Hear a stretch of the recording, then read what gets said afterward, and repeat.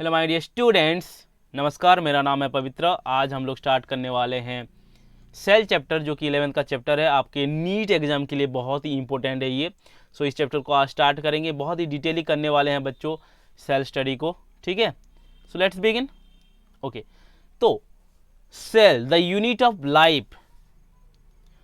आप लोग जानते हो सेल का चैप्टर बहुत बार पढ़े होगे, सेल के बारे में हमेशा पढ़ते हो। ठीक है, तो यहाँ पे आपका ब्यूटीफुल सा डायग्राम भी दिया गया है, देख सकते हो। ये आपका एनिमल सेल का एक स्ट्रक्चर है बच्चों। ठीक है, तो एनिमल सेल के बारे में आज हम लोग स्टडी करेंगे, प्लांट सेल के बारे में स्टडी करेंगे, प्रोकैरियोटिक सेल के बारे में स्टडी करेंगे, ओवरव्यू देखेंगे। ठीक है, तो सेल में बेसिकली हम लोग क्या क्या पढ़ने वाले हैं, इस चैप्टर में हम लोग क्या क्या पढ़ने वाले हैं। पहला तो आपका व्हाट इज सेल, ये सेल होता क्या है, सेल के बारे में डिस्कस करेंगे। उसके बाद cell theory, cell theory cell के बारे में कौन कौन से साइंटिस्ट क्या क्या बोले हैं, क्या उनका थ्योरी रहा है, उसके बारे में डिस्कस करेंगे। फिर उसके बाद आएंगे एन ओवरव्यू ऑफ सेल पे। एन ओवरव्यू ऑफ सेल में क्या पढ़ेंगे हम लोग, plant cell, animal cell, prokaryotic cell, इनके बीच में क्या कॉमन है, क्या ओवरव्यू है, उसके बारे में देखेंगे।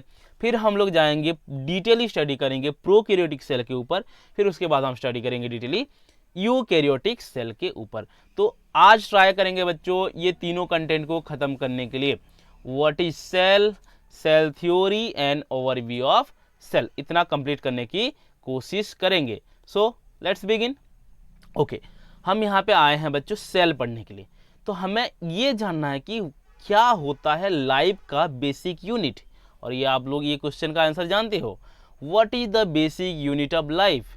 The cell is the basic unit of life. Yes, obviously cell is the basic unit of life, ये बात आप लोग जानते हो, राइट। ओके, अब आते हैं, देखो अब हमें कुछ कुछ चीज़ें सीखना होगा। बेसिकली हम लोग यहाँ पे ना, मैं यहाँ पे जो पढ़ा रहा हूँ बच्चों, मुझे ऐसा फील हो रहा है कि मेरे सामने जितने भी बच्चे ये वीडियो देखेंगे उनको कुछ नहीं आता, और मैं यहाँ पे आप लोगों को पूरा डिटेली हर चीज़ को समझाने की कोशिश करूँगा। ओके, हमें ये पता चला अब तक कि cell is the basic unit of life. Okay, अब देखो बायोलॉजी का मतलब क्या है, what is the meaning of biology. Okay, biology देखो यहाँ पे डेफिनेशन लिखा हुआ है, it is the study of form, function and inter relationship of living organism. मतलब बायोलॉजी का मतलब है हमारे जितने भी लिविंग ऑर्गेनिज्म हैं उनका, सारे लिविंग ऑर्गेनिज्म का फॉर्म को स्टडी करना, मतलब मॉर्फोलॉजी कैसा है, एनाटॉमी क्या है, उनके स्टडी करने के लिए लिविंग ऑर्गेनिज्म का फॉर्म को बायोलॉजी कहेंगे। उनका फंक्शन, किस तरह का फंक्शन करते हैं, एक सेल से लेकर एक लिविंग ऑर्गेनिज्म तक क्या क्या फंक्शन करता है, circulation, respiration, digestion, excretion, there are lot of function, उनके बारे में स्टडी करना को बायोलॉजी कहेंगे। And inter relationship of living organism, मतलब लिविंग ऑर्गेनिज्म के बीच में क्या क्या रिलेशन है, जैसे कि ह्यूमन के बीच में क्या रिलेशन है, ह्यूमन एंड डॉग के बीच में क्या रिलेशन है, ह्यूमन एंड एलिफेंट के बीच में क्या रिलेशनशिप है, ह्यूमन एंड बर्ड के बीच में क्या रिलेशनशिप है, बर्ड एंड डॉग के बीच में क्या रिलेशनशिप है। सारे रिलेशनशिप को स्टडी करना, उनका मॉर्फोलॉजी को स्टडी करना, उनका फंक्शन को स्टडी करना, हम उसको बायोलॉजी कहेंगे। अगर सिंपली हम बात करें बायोलॉजी का डेफिनेशन कुछ ऐसा हो सकता है, बायोलॉजी को अगर डिवाइड करेंगे तो बायो प्लस लोगस आएगा। ठीक है, बायो प्लस लोगस। बायो मतलब होता है life form. Okay, life form, जितने भी दुनिया में लाइफ फॉर्म है उनका स्टडी करना, लोगस मतलब स्टडी। ठीक है, जितने भी दुनिया में लिविंग ऑर्गेनिज्म है उनके बारे में स्टडी करना, लाइव ऑर्गेनिज्म के, लिविंग ऑर्गेनिज्म के बारे में स्टडी करना को हम बोलेंगे बायोलॉजी। ओके, आई होप आप लोगों को समझ में आ रहा है थोड़ा बहुत। ओके, चलो आगे चलते हैं, just a minute. Okay okay, अब जो यहाँ पे एक फोटो दिख रहा होगा, इनका अवदान बच्चों बायोलॉजी के फील्ड में बहुत इंपॉर्टेंट रोल है इनका। ठीक है, तो इनके बारे में थोड़ा बहुत पढ़ेंगे क्योंकि ये आपका क्वेश्चन में आ सकता है। तो पहला बात इनके बारे में है कि इनका नाम पहले जान लो, क्या है नाम, जी.एन. रामचंद्रन। क्या नाम है बच्चों, जी.एन. रामचंद्रन। जी.एन. रामचंद्रन एक ऐसा फिगर है साइंटिस्ट के नाम में कि ये प्रोटीन स्ट्रक्चर के फील्ड में बहुत ही आउटस्टैंडिंग इमेज है हमारे लिए, राइट। और इनकी डिस्कवरी के बारे में बात किया जाए तो इन्होंने एक प्रोटीन के डिस्कवरी किए थे, उस प्रोटीन का नाम है बच्चों कोलाजन। ठीक है, उस प्रोटीन का नाम है कोलाजन। कोलाजन के बारे में बताए थे, कोलाजन के बारे में क्या बताए थे, ये इंपॉर्टेंट बात है। कोलाजन के बारे में इन्होंने बताया था कि ट्रिपल हेलिकल स्ट्रक्चर दिए थे, ट्रिपल हेलिकल स्ट्रक्चर दिए थे कोलाजन का, और इसको एक पब्लिश किए थे एक पेपर में जिसका नाम है nature in the year 1954, right. ये देखो यहाँ पे आप लोगों को एक इमेज दिख रहा होगा, ये इमेज है आपका कोलाजन का स्ट्रक्चर, हालांकि ये एनिमेटेड वाला है, यहाँ पे देख सकते हो, और भी थोड़ा जूम करके देख सकते हो। ओके, इसका और एक ब्यूटीफुल पिक दिखाता हूँ आप लोगों को कोलाजन का।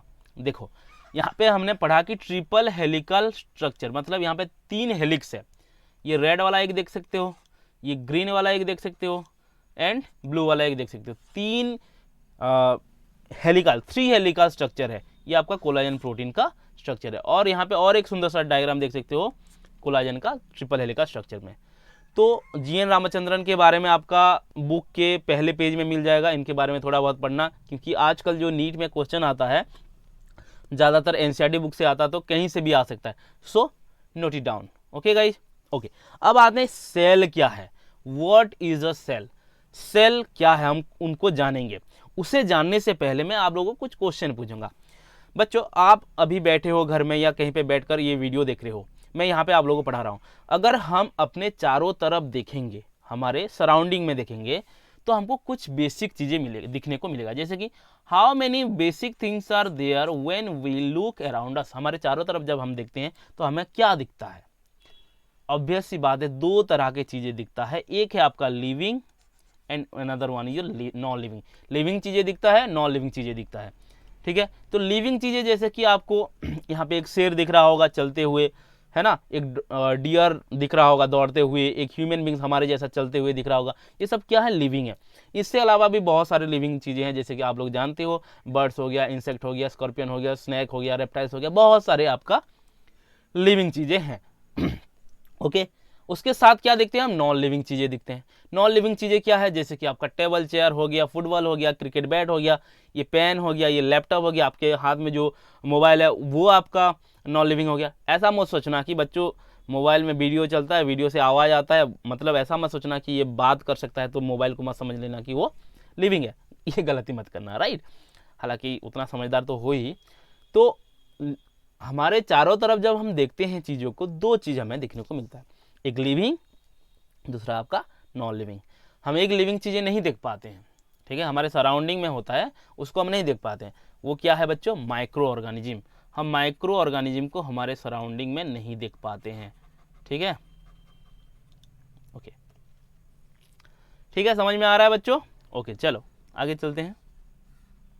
ये सारा चीज़ें ना बच्चों नोट डाउन करते जाओ, जितना भी चीज़ें मैं यहाँ पे बताऊंगा सारा चीज़ें आप नोट डाउन करते जाओ।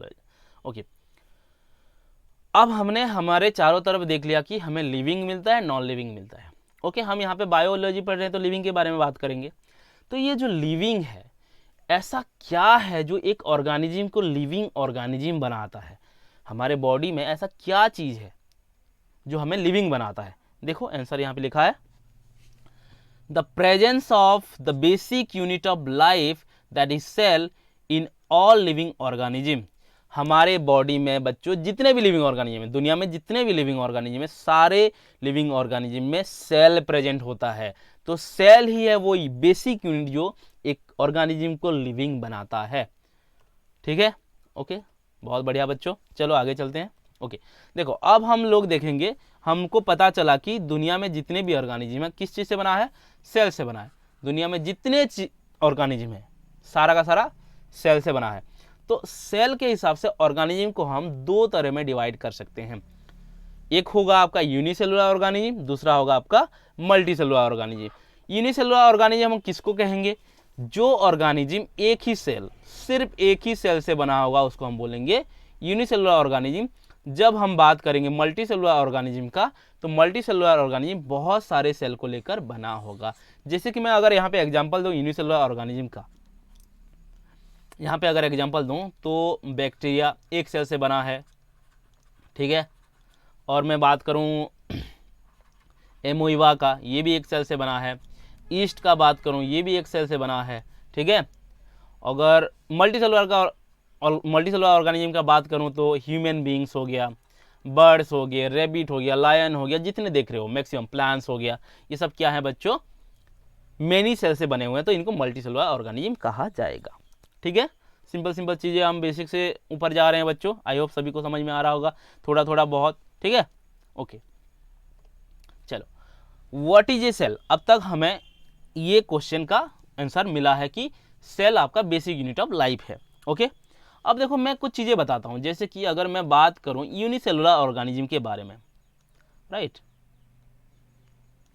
अगर मैं बात करूँ यूनिसेलुलर ऑर्गेनिज्म, यूनिसेलुलर ऑर्गेनिज्म का मतलब तो आप लोगों को समझ में आ गया कि जो ऑर्गेनिज्म एक सेल से बना होता है उसको हम बोलते हैं यूनिसेलुलर ऑर्गेनिज्म, ठीक है। तो यूनिसेलुलर ऑर्गेनिज्म जो होते हैं इनके पास क्या कैपेसिटी होता है, दे आर कैपेबल ऑफ, ठीक है, ये आपका एनसीईआरटी का लाइन है बच्चों, ध्यान से आना चाहिए। They are capable of independent existence. इसका क्या मतलब हो गया बच्चों, इंडिपेंडेंट एग्जिस्टेंस का मतलब क्या हो गया, ये इनको जीने के लिए, ठीक है, यूनिसेलुलर ऑर्गेनिज्म को दुनिया में रहने के लिए, ठीक है, एग्जिस्टेंस, ओके, दुनिया में रहने के लिए इनको किसी का ज़रूरत नहीं है। मतलब ये अपना खाना खा सकते हैं, एक्सक्रीशन कर सकते हैं, सब कुछ कर सकते हैं जैसे हम कर सकते हैं, ठीक है। ये लोग यूनिसेलुलर ऑर्गेनिज्म भी अपना काम करके खुद यहाँ पे रह सकते हैं। ऐसा नहीं है कि अगर ह्यूमन रहेंगे तो बैक्टीरिया रहेंगे, ह्यूमन रहेंगे तो आल्गी रहेंगे, ऐसा नहीं है, ठीक है। ये अकेले भी रह सकते हैं, इंडिपेंडेंटली एग्जिस्ट कर सकते हैं दुनिया में। और दूसरा बात ये है, जितना भी एसेंशियल फंक्शन चाहिए करने के लिए, जैसे खाना पीना, एक्सक्रीशन करना, टॉयलेट जाना, जो भी चीज़ें हैं, everything can be done by unicellular organism independently. So they are capable of performing the essential function of life. एक ही सेल में सब कुछ होगा बच्चों, ठीक है। ओके यहाँ पे एक इम्पोर्टेंट नोट करना, अगर बच्चों हम जो सेल का बात करते हैं, सेल में बहुत सारे चीज़ें होते हैं। सेल का एक कवरिंग होता है जिसको प्लाज्मा मेम्ब्रेन कहते हैं एनिमल सेल में, राइट। सेल के अंदर न्यूक्लियस होता है, बहुत सारी चीज़ें होते हैं। तो सेल में, ठीक है, सेल के अंदर अगर कोई भी चीज़, एक चीज़ अगर लेक्यूना रहा, anything less than a complete structure of cell does not ensure independent living. मतलब सेल में अगर कोई भी चीज़ का कमी रहा तो वो इंडिपेंडेंटली रह नहीं पाएगा। सो यहाँ पे लिख देंगे anything less than a complete structure of cell does not ensure independent living,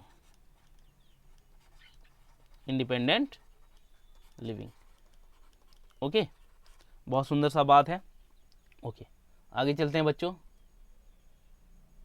तो सेल का डेफिनेशन आप लोगों को आता है, ठीक है। सेल का डेफिनेशन क्या है मैं बताता हूं आप लोगों को। सेल क्या है, सेल का डेफिनेशन है, cell is the basic structural and functional unit of life. Okay ऐसे बोला जाता है ना, cell is the structural and functional unit of all living organism. Okay बहुत सारे बच्चे होंगे जो कि इस सेंटेंस को रट चुके होंगे, लेकिन कुछ ऐसे भी बच्चे होंगे जिनको पता नहीं होगा कि स्ट्रक्चरल एंड फंक्शनल यूनिट क्यों कहा जाता है। देखो दुनिया में कोई भी ऑर्गेनिज्म ले जाओ, छोटे से लेकर बड़ा तक, चींटी से लेकर हाथी तक, बैक्टीरिया से लेकर ह्यूमन बींग्स तक, सबका एक एक पर्टिकुलर स्ट्रक्चर होता है। और वो स्ट्रक्चर किससे बनता है, सेल से बनता है। कौन सी चीज़ से बनता है, सेल से। तो बेसिक यूनिट क्या है बच्चों, कोई भी लिविंग ऑर्गेनिज्म का स्ट्रक्चर का सेल है। जैसे कि हम अगर बात करेंगे यहाँ पे एक घर का, ये घर किस चीज़ से बनता है, ब्रिक्स से, ठीक है, किस चीज़ से बनता है, ब्रिक्स से। तो ये जो ब्रिक्स है बच्चों, ये हो गया आपका structural unit of this home. ठीक उसी तरह हमारे सारे लिविंग ऑर्गेनिज्म का जो स्ट्रक्चरल यूनिट है आपका सेल है। ओके अब देखो functional unit of living organism. Functional unit क्यों बोलते हैं, क्योंकि यही सेल में आपका डाइजेशन होगा, एक्सक्रीशन होगा, रेस्पिरेशन होगा, जितने भी एसेंशियल फंक्शन है एक लिविंग ऑर्गेनिज्म का सारा फंक्शन होता है इसी पर्टिकुलर सेल में। सो फंक्शनल यूनिट भी हम इसको कहेंगे। सो सेल का डेफिनेशन हो गया the structural and functional unit of all living organisms. चलो सही है, फिर आगे चलें। ओके, अब आते हैं बच्चों साइंटिस्ट लोगों के पास। एक साइंटिस्ट हैं जिनका नाम है बच्चों एंटन वॉन लीवेनहुक। क्या नाम है? एंटन वॉन लीवेनहुक। एंटन वैन लीवेनहुक। इन्होंने फर्स्ट टाइम देखा था लिविंग सेल को और इसके बारे में बताए भी थे। ठीक है, इनके बारे में बताए थे भी। ठीक है, देखो इनका डिस्कवरी का यहाँ पे एक एनिमेशन दिख रहा है। ठीक है, बहुत सारी चीज़ें यहाँ पे दिख रहा होगा आप लोग। ये है आपका, यहाँ पे एक इंसान आएंगे, उनका फोटो जो दिख रहा होगा वो है आपका एंटन वॉन लीवेनहुक। इनका डिस्कवरी के बारे में यहाँ पे एनिमेटेड दिख रहा होगा आपको। ठीक है, अब मैं आएंगे दिखाता हूँ आप लोगों को। ओके, ये है एंटन वॉन लीवेनहुक। इन्होंने आपका लिविंग सेल को फर्स्ट टाइम देखे थे। Right, okay. अब देखो किसने कौन न्यूक्लियस को डिस्कवर किया था? इन्होंने तो लाइफ लिविंग सेल को डिस्कवर कर दिया था, लेकिन न्यूक्लियस को किसने डिस्कवर किया था? न्यूक्लियस को डिस्कवर किए थे रॉबर्ट ब्राउन। किसने डिस्कवर किए थे बच्चों? Robert brown. ये याद करना होगा आप लोगों को। ठीक है, ओके। रॉबर्ट ब्राउन को देखना चाहोगे? ये है हमारा रॉबर्ट ब्राउन। इन्होंने, यही है वो महान आत्मा जिन्होंने हमारे लिए न्यूक्लियस के लिए न्यूक्लियस डिस्कवर किए हैं, जिसकी वजह से हमें पढ़ना पड़ रहा है ना। ये न्यूक्लियस का स्ट्रक्चर दिखा रहा है आपको। Okay, one more thing I want to tell you. देखो लिविंग सेल नो एवी लीवेनहुक ने बता दिया कि लिविंग सेल उन्होंने डिस्कवर किया है। राइट, रॉबर्ट ब्राउन ने बोला कि उन्होंने न्यूक्लियस को डिस्कवर किया था। लेकिन कौन थे वो जो डेड सेल को डिस्कवर किए थे? डेड सेल को ये डिस्कवर हुआ था रॉबर्ट हुक के द्वारा। रॉबर्ट हुक आपका डेड सेल को डिस्कवर किए थे। ठीक है, एक कॉर्क में, इन्हें कॉर्क में आपका डिस्कवर किए थे डेड सेल को। राइट, आगे चले। ओके, अब मैं आप लोगों को कुछ चीजें बताऊंगा। ठीक है, अब आएंगे हम लोग सेल थ्योरी के ऊपर। ठीक है, सेल के बारे में हम लोग पढ़ लिया, थोड़ा सा हिस्ट्री भी पढ़ लिया, सेल क्या होता है जान लिया। अब आएंगे सेल थ्योरी। जो साइंटिस्ट वगैरह थे सेल के बारे में क्या चीज़ें बताए थे और क्या क्या चीज़ें नहीं बताए थे। हालांकि हम लोग क्या क्या चीज़ें बताएं उनके बारे में ही पढ़ते हैं ज़्यादातर। ठीक है, ओके। तो आप लोगों को सेल थ्योरी में कुछ चीज़ें याद रखना होगा। पहले मैं आप लोगों को कुछ साल याद करा देता हूँ। क्या कराता हूँ? आप लोगों को कुछ साल याद करा देता हूँ। साल क्या होता है? ईयर। ठीक है, 1838 ये एक साल याद कर लो। ठीक है, 1838। उसके बाद आप लोग याद कर लो 1839। ठीक है, 1839। उसके बाद आप लोग याद करो, यू कैन मेमोराइज 1855। ठीक है, इतना याद करो। पहला है आपका 1838 याद कर लो, दूसरा आपका 1839, तीसरा आपका 1855। ओके, तो 1838 में हुआ क्या था? 1838 में हुआ क्या था? 1838 में एक साइंटिस्ट थे जिनका नाम है मैथियस क्लेडन। मैथियस क्लेडन। ठीक है, ये एक बॉटनिस्ट हैं बच्चों, जर्मन के रहने वाले हैं। ये आपका एक बॉटनिस्ट हैं, जर्मन बॉटनिस्ट कह सकते हो। अब देखो यहाँ से अगर क्वेश्चन आता है कि ये बॉटनिस्ट है कि नहीं, कैसे जानोगे? तो इनके नाम में आगे देखो मेथी लिखा है। मेथी एक प्लांट होता है, और प्लांट की स्टडी को हम बोलते हैं बॉटनी। तो इस हिसाब से याद कर सकते हो कि ये बॉटनिस्ट हैं। इनका काम क्या था? देखिए ये तो बॉटनिस्ट हैं, तो इन्होंने बताया था क्या? देखो सेंटेंस लिख रहा हूँ, आराम से नोट डाउन करना बच्चों। इन्होंने बताया था all plants are composed of different kinds of cell, different kinds of cells which form the tissue of the plant, which forms the tissue of the plant. Okay, देखो प्लांट जो होते हैं cell से बने होते हैं। प्लांट जो होते हैं आपका सेल से बने होते हैं, और ये सेल आपका मिल के क्या बनाते हैं? टिश्यू। ये बात बोले बॉटनिस्ट है भाई, प्लांट के बारे में बताया। तो प्लांट पहले, सबसे पहले क्या बताया कि प्लांट जो होते हैं कुछ चीज़ों से बनता है, उसको हम सेल बोलते हैं। राइट, इतना बात बोले थे।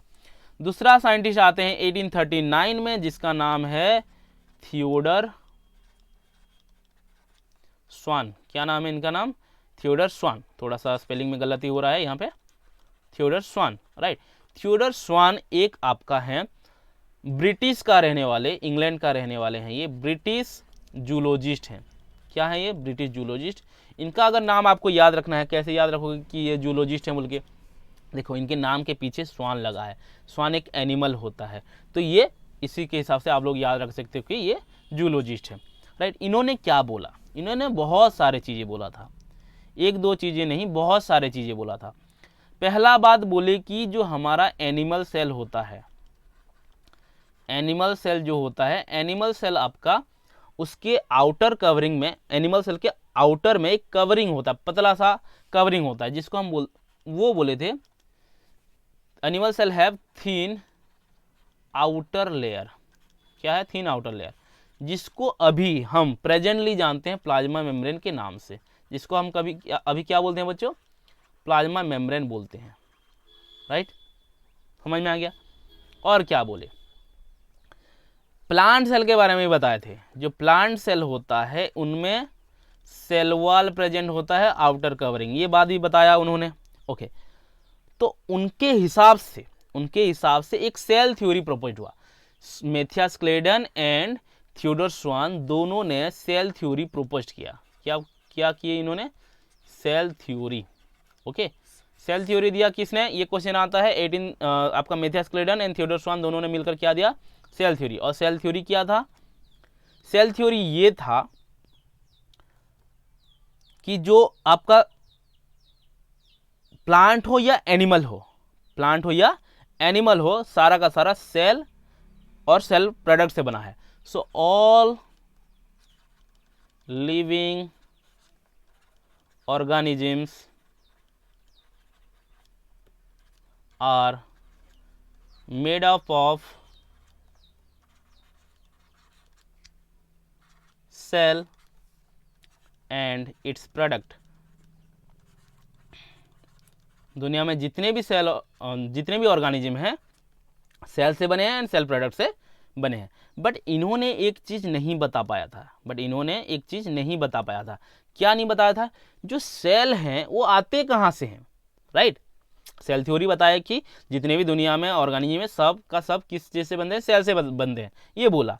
लेकिन इन्होंने ये नहीं बता पाया कि जो नया सेल बनता है वो आता कहाँ से है। सो यहाँ पे एक ड्रॉबैक है, एक लिमिटेशन है कि Matthias Schleiden and Theodor Schwann इन दोनों ने आपका एक्सप्लेन नहीं कर पाए थे, didn't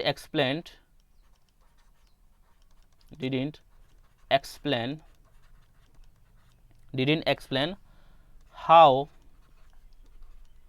knew cells were formed, कैसे नया सेल बनते हैं, ओके। उसके बाद आए हमारा 1855 में एक नया साइंटिस्ट जिनका नाम है रुडोल्फ विर्चो, ठीक है, रुडोल्फ वर्चो भी बोलते हैं कुछ, ठीक है। ये साइंटिस्ट जो थे उन्होंने क्या किया, बताया सेल थ्योरी जो दिए थे Matthias Schleiden and Theodor Schwann, उनका थ्योरी को थोड़ा सा मॉडिफाई किए, ठीक है। क्या किए, मॉडिफाई सेल थ्योरी। क्या मॉडिफाई किए, इन्होंने एक बेहतरीन सा सेंटेंस बोला था और उसी सेंटेंस को लेकर इन्होंने ये बहुत ही फेमस हो गए थे। और वो सेंटेंस था, यहाँ पे ये सेंटेंस याद रखना होगा आप लोगों को, ओमनिस सेलुला ई सेलुला, ये उनके मतलब लैंग्वेज से बोले थे, ओमनिस सेलुला ई सेलुला।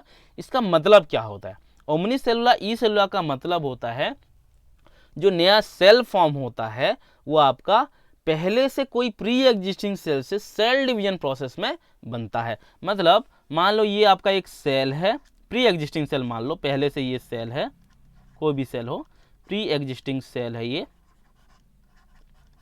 ये क्या होगा, सेल डिवीजन प्रोसेस में नया सेल बनाएगा। ये सेल डिवीजन प्रोसेस से एक सेल से आपका 2 न्यू डॉटर सेल मिलेगा, न्यू सेल, ये दोनों क्या है, न्यू सेल। तो ये बात जब बोले थे इसको भी हमने सेल थ्योरी में ऐड कर दिया था, राइट। तो देखो क्या बोले थे, ओमनी सेलुला ई सेलुला का मतलब क्या है, यहाँ पे लिख देंगे।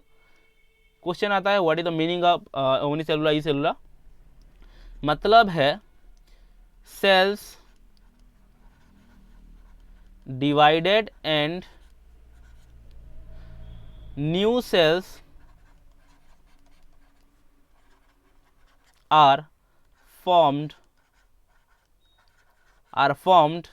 from pre-existing cell, right? pre-existing cell, clear है इतना? ओके तो फाइनल सेल थ्योरी जो आया था हमारे पास, फाइनल सेल थ्योरी, अब हम फाइनल सेल थ्योरी के बारे में बात करेंगे, ठीक है?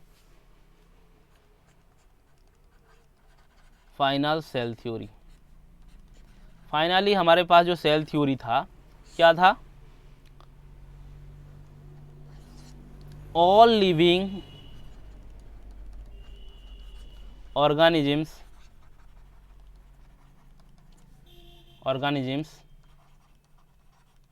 made of cell and its product, okay दूसरा स्टेटमेंट क्या था सेल थ्योरी के लिए? दूसरा स्टेटमेंट था आपका all cells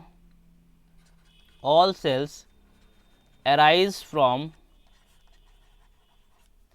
pre-existing cell, तो ये दोनों स्टेटमेंट आपका सेल थ्योरी में आया, ठीक है? बट यहाँ पे भी कुछ एक्सेप्शन है, लेकिन उसको हम काउंट नहीं करते, लेकिन मैं बता दे रहा हूँ एक्सेप्शन क्या है।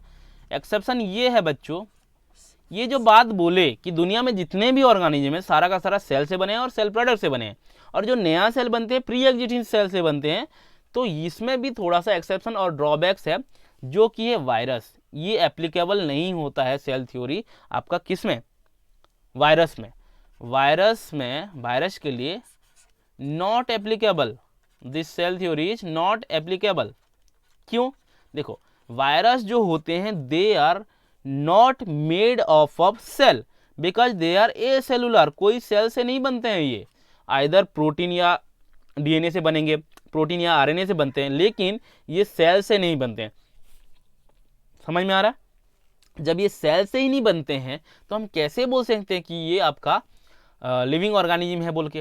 अगर लिविंग ऑर्गेनिज्म नहीं बोलेंगे तो इसको हम फिर तो ये हमें इन्फेक्ट भी करता है ना, तो यहाँ पे थोड़ा सा कन्फ्यूजन हो जाता है। तो viruses are acellular in nature, so cell theory is not applicable to the virus, right? समझ में आ गया? ओके तो ये किस चीज़ से बनते हैं बताता हूँ। Virus are composed of nucleoprotein. किस चीज़ से बनता है? न्यूक्लियोप्रोटीन। अब न्यूक्लियोप्रोटीन का मतलब क्या है? न्यूक्लियो मतलब आपका न्यूक्लिक एसिड यहाँ पे, ठीक है? न्यूक्लिक एसिड मतलब आरएनए और डीएनए हो सकता है, उसके साथ प्रोटीन, ठीक है? न्यूक्लिक एसिड प्लस प्रोटीन से बना होता है आपका वायरस। वायरस को हम ना ही लिविंग कंसीडर करते हैं क्योंकि सेल से नहीं बना है, ना ही हम नॉन लिविंग बोल सकते हैं क्योंकि ये हमें इन्फेक्ट भी कर रहा है, ठीक है? ओके वायरसेस जैसे कि इस तरह सा वायरस भी देखे होंगे आप लोग, ठीक है? Viruses are not considered as living और नॉन लिविंग। लिविंग भी कंसिडर नहीं कर सकते, नॉन लिविंग भी कंसिडर नहीं कर सकते। उसके बाद बच्चों हम लोग स्टडी करेंगे एन ओवरव्यू ऑफ सेल, जो कि हम नेक्स्ट क्लास में करने वाले हैं, ठीक है? आज के लिए इतना ही बच्चों, थोड़ा सा इंट्रोडक्टरी क्लास है आज, इतना ही करेंगे। नेक्स्ट क्लास में हम लोग करेंगे an overview of cell. Thank you so much guys, आज के लिए इतना ही, थैंक यू।